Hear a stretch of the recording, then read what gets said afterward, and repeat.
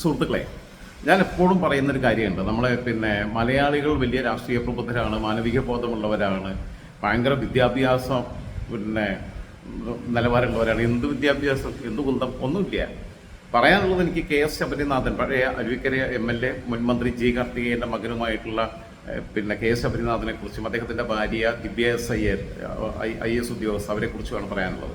അതിനു മുമ്പ് ചില കാര്യങ്ങൾ ഞാൻ പറയാം. നമ്മുടെ കേന്ദ്ര ധനകാര്യ വകുപ്പ് മന്ത്രി നിർമ്മല സീതാരാമൻ, അവർ JNUവിൻ്റെ പ്രൊഡക്റ്റാണ്. JNUവിൽ അവർ എനിക്ക് തോന്നുന്നത് സാമ്പത്തിക ശാസ്ത്രത്തിലാണ് വിദ്യാർത്ഥിയായിരുന്നു. അവർ തമിഴ്നാട്ടുകാരിയാണ്. അവർ കാലങ്ങളായി BJPയുടെ ഒരു വലിയ ഐക്കോണിക് ഫിഗറായിട്ട് നിൽക്കുക. സുഷമ സ്വരാജിന് ശേഷം അങ്ങനെ വന്നിട്ടുള്ള കേന്ദ്രത്തിലെ പ്രതിരോധ വകുപ്പിലും ധനകാര്യ വകുപ്പിലും ക്യാബിനറ്റ് റാങ്കിലും വനിത വരുന്നത് തന്നെ ചരിത്ര സംഭവമാണ്. അപ്പം മുമ്പ് പ്രതിരോധ വകുപ്പ് കൈകാര്യം ചെയ്തു, അത് കഴിഞ്ഞിട്ട് പിന്നീട് ഇപ്പോൾ ധനകാര്യ വകുപ്പ് കൈകാര്യം ചെയ്യുന്നു. നമ്മുടെ ഓർമ്മയിൽ അങ്ങനെ ആ വകുപ്പുകൾ കൈകാര്യം ചെയ്തിട്ടുള്ള ഏക വനിതയാണ്. നിർമ്മല സീതാരാമൻ അവരുടെ കൂടെ ജവഹർലാൽ നെഹ്റു യൂണിവേഴ്സിറ്റിയിൽ ദില്ലിയിൽ പഠിക്കുന്ന സമയത്ത് അവരുടെ കൂടെ സഹപാഠിയായിരുന്ന സമപ്രായക്കാരനായിരുന്ന, രണ്ടുപേർക്കും ഇപ്പോൾ 66 വയസ്സുണ്ട്, 59-ലാണ് രണ്ടുപേരും ജനിച്ചത്. പാറക്കാല പ്രഭാകർ, അദ്ദേഹം ആന്ധ്രക്കാരനാണ്. ഇവർ ബ്രാഹ്മണനാണ് അദ്ദേഹം. ഇവർ നിർമ്മല സീതാരാമൻ തമിഴ്നാട്ടുകാരിയാണ്. അവർ തമ്മിൽ പ്രണയിച്ചു, വിവാഹം കഴിച്ചു. അവർക്കൊരു മകളുണ്ട്, വാങ്മയി.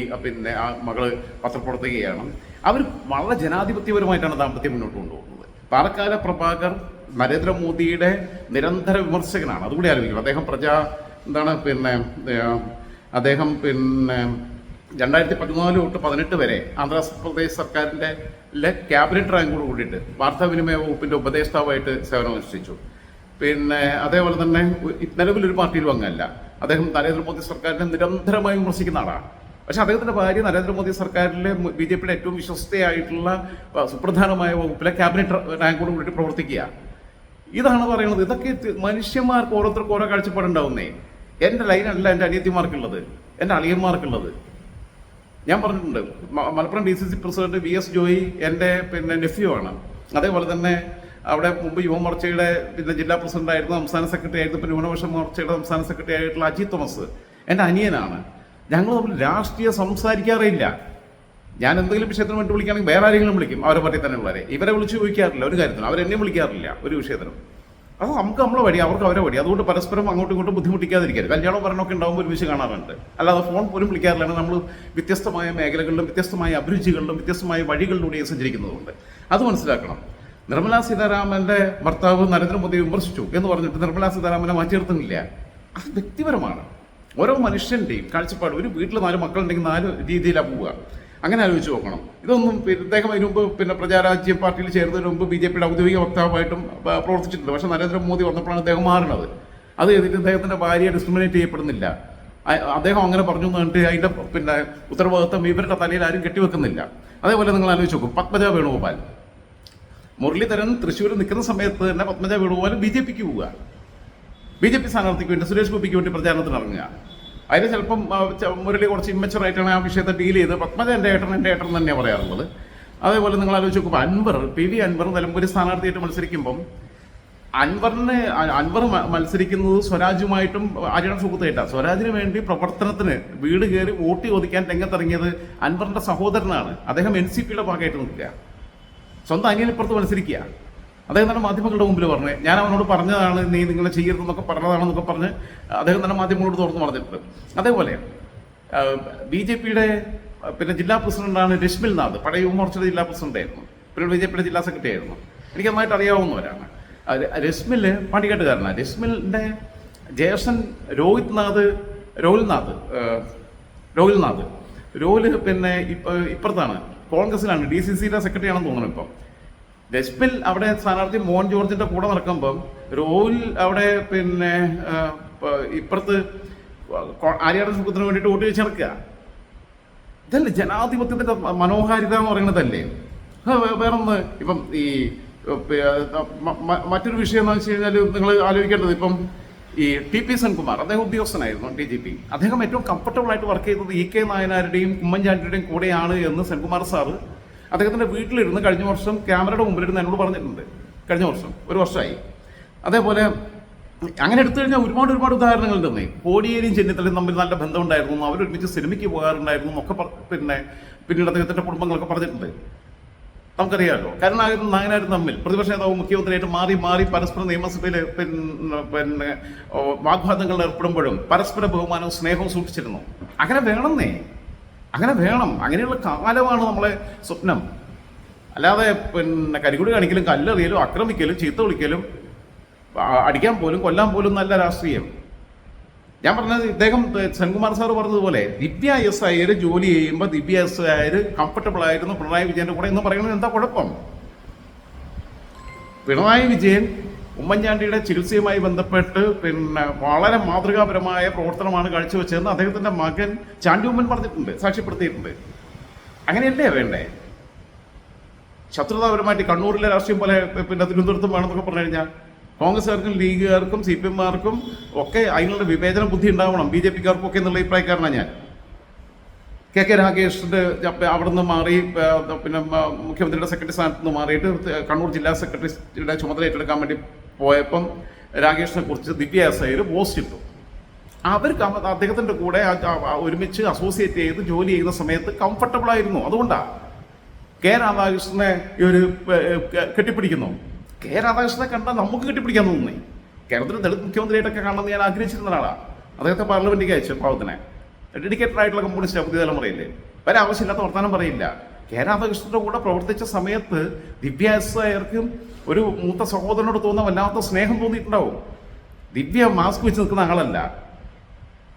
ചിലപ്പോൾ ഞാൻ കരുതും കുറച്ച് ഇമ്മച്ചുറാണ്, എന്തിനാ കുറച്ചുകൂടെ പക്ഷേ ഈ ജാട കാണിച്ച് അങ്ങനെ നടക്കാൻ അറിയില്ല, ഹൃദയത്തിൻ്റെ ഉള്ളിൽ നിന്ന് വരുന്നതാണ്.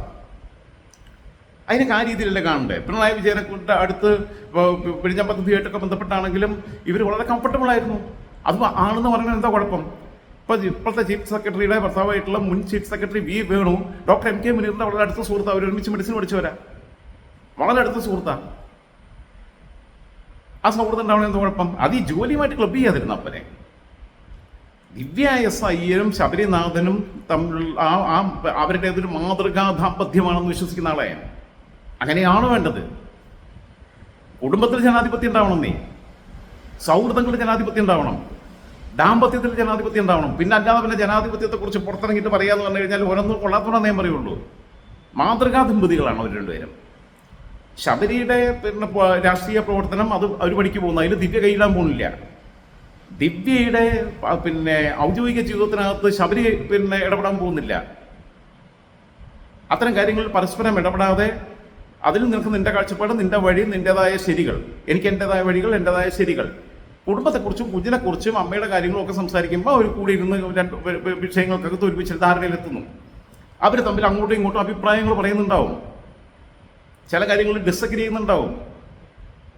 ഈ പ്രണയം ദാമ്പത്യം എന്നൊക്കെ പറഞ്ഞു കഴിഞ്ഞാൽ പ്രണയിച്ച് വിവാഹം കഴിച്ചു എന്നാണ് എൻ്റെ ഓർമ്മ. പിന്നെ അങ്ങനെ അതെന്നൊക്കെ പറഞ്ഞാൽ പ്രണയിച്ച് വിവാഹം കഴിച്ചവർ തന്നെയാണ്. അത് പിന്നെ ഏറ്റവും മനോഹരമായിട്ട് മണമ്പൂർ രാജബാബു ഒരു കവിതയിൽ പറഞ്ഞിട്ടുണ്ട്. വലിയ കവിയൊന്നുമല്ല, മലപ്പുറത്തുകാരൻ, പുരോഗമന കലാസാഹിത്യ സംഘത്തിൻ്റെ പ്രവർത്തകനായിരുന്നു. അദ്ദേഹം പറഞ്ഞിട്ടുള്ളത്, എനിക്ക് വേണ്ടത് പിന്നെ അല്ല അവൾക്ക് വേണ്ടത് വാലാട്ടുന്ന സ്നേഹമായിരുന്നു, എനിക്കാകട്ടെ വാലാട്ടാനും കുരയ്ക്കാനും പിന്നെ വേണ്ടി വന്നാൽ കടിക്കാനുമുള്ള സ്നേഹമായിരുന്നു. എന്ന് പറഞ്ഞാൽ വാലാട്ടി നിൽക്കൽ പിന്നെ ഭാര്യ ഭർത്താവിന് കീഴടങ്ങി ഭർത്താവ് പറയുന്നത് കേട്ട് അടിമയായിട്ട് അങ്ങനെ പോകണം എന്നുള്ളതല്ല പിന്നെ ദാമ്പത്യത്തിലെ ജനാധിപത്യം എന്ന് പറയുന്നത്.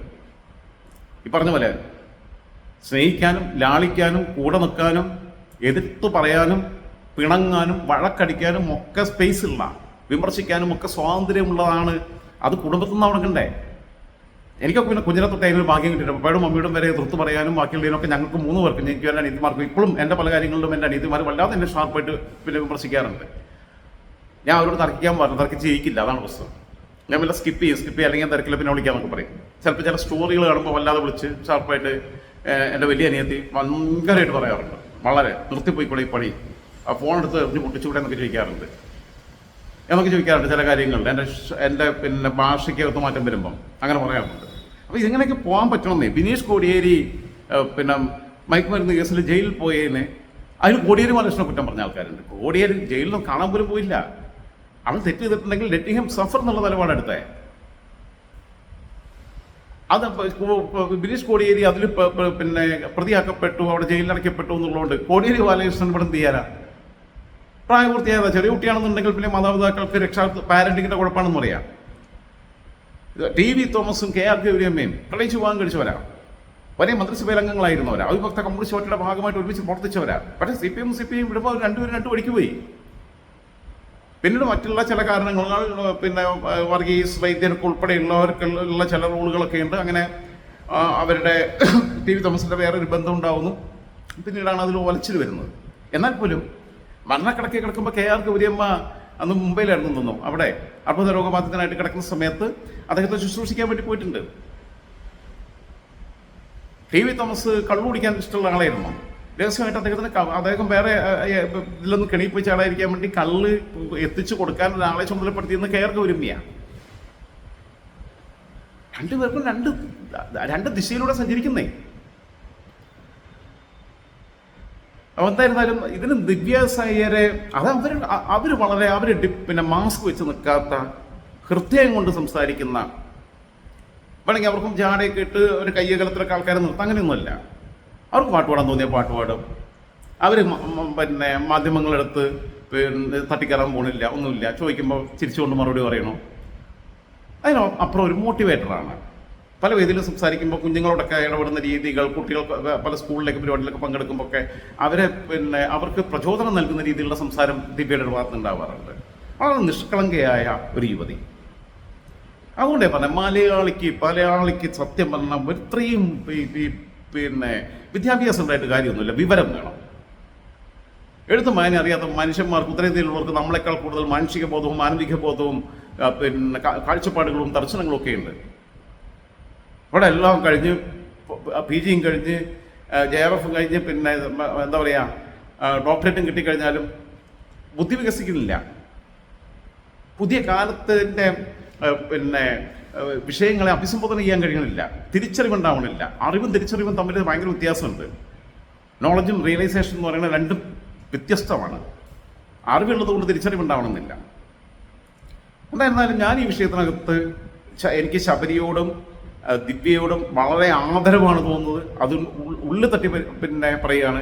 മറ്റുള്ളവർക്ക് മാതൃകയാക്കാവുന്ന മനോഹരമായ ഒരു ദാമ്പത്യം, ജനാധിപത്യപരമായിട്ട് പിന്നെ കൊണ്ടുപോകുന്ന പിന്നെ എന്താ പറയുക യുവദമ്പതികൾ എന്ന രീതിയിൽ അവരുടെ രാഷ്ട്രീയത്തോടും ബാക്കിയുള്ള കാര്യങ്ങളോടും പലതിനോടും ഒക്കെയുള്ള വിയോജിപ്പുകൾ നിലനിർത്തുമ്പോഴും ആ ഒരു കാര്യത്തിൽ അവരെ രണ്ടുപേരെയും സല്യൂട്ട് ചെയ്യണം എന്നുള്ള അഭിപ്രായക്കാരനാണ് ഞാൻ.